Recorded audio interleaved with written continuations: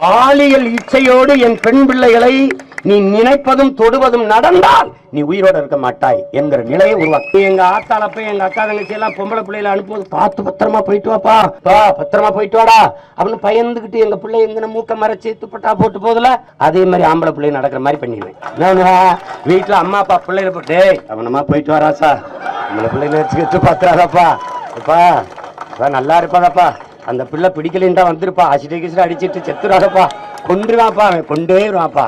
அப்பா நான் ஒன்னும் சொன்னனே, பொள்ளாச்சியில 6 வயசு பிள்ளைய வன்புணர்வு செஞ்சு கொண்டானா வீட்டுல போய் சொல்லுவேன், அழாதீங்க, ஆறுதலா இருங்க, கவலைப்படாதீங்க, அடக்கம் செய்யாத கொஞ்ச நேரம். எங்கடா அவன் போடுறான், போட்டியா அவனை போத இப்ப போதும் ரொம்ப கிடையாது, 4 போட்டினா செட்டில் ஆயிடும். ராஜா இது இல்லாம சரி பண்ண முடியாது ராஜா, உடனடியா ஒரே வாரத்துல விசாரிக்கணும், உடனடியா தூக்கு தண்டனை நிறைவேற்றணுங்கிறார். அதான் நான் சொல்றேன், நான் அந்த கயிறு செலவு மிச்சம் பண்ணணுங்கிற, அந்த வழக்கு செலவு மிச்சம் பண்ணணும்ன்றேன். ஒண்ணு தெரிஞ்சுக்கிறீங்க, என் பிள்ளைகளை தொட்டால் கொன்னுடு வாங்குற பயம் வர்ற வரைக்கும் இது சரி. ஓடுறான் 100 மீட்டர் ஓடுறான், 200 மீட்டர் ஓடுறான், 800 மீட்டர் ஓடுறான், 1100 மீட்டர் ஓடுறான், 5000 மீட்டர் ஓடுறான், எப்படி வேணாலும் ஓடி வெற்றி கோட்டை தொடர்ந்து சொல்லுவது இல்லையா ராஜா.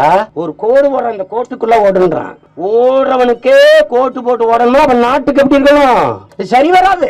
நான் ஒண்ணு கேட்கிறேன் மனித உரிமை ஆர்வலர்கள்ட்ட, உங்க பிள்ளையை ஒருத்தன் தூக்கிட்டு போயிட்டான், அவனை சட்டப்படி நீதிமன்றத்தில் நிறுத்தி உங்க பிள்ளை வன்புணர்வு செஞ்சு இதே மாதிரி சாராயத்தை ஊத்தி கொலை பண்ணி எரிச்சு போட்டான், மனித உரிமை மீறாமல் சட்டத்தின் முன்பு நிறுத்தி நீதிமன்றம் என்ன தண்டனை கொடுக்குதோ அதை பெற்றுக் கொடுங்க, சுட்டுக்கிட்டு விட்டுறாதீங்க. அப்படி சொல்ல யாராவது இருந்தீங்கன்னா சொல்லுங்க, கடைபிடிப்போம். சோமாலியா நாட்டுல ஒரு நீதியரசர் பாலியல் குற்றவாளிகளுக்கு இப்படி முன்னாடி நிக்கிறாங்க, நீங்க வலைவெளியில் இருக்கு பாக்கலாம், உனக்கு வந்து உயிர் உறுப்பை அறுத்து வீசணும், அதான் தண்டனை, அதை நானே செய்வேன்னு அறுத்து வீசிட்டு நினைக்க பயப்படுவாங்களா ராஜா, கனவுளோட நினைக்க மாட்டான், இப்படியே போவான். பொம்பளை பிள்ளைகளை தலை முடிஞ்சு நடக்கணும்ன்றல அதே மாதிரியே இப்படியே போவான். நீ பாரு போராட இல்லையா போவான், ஒழுங்கு வராது.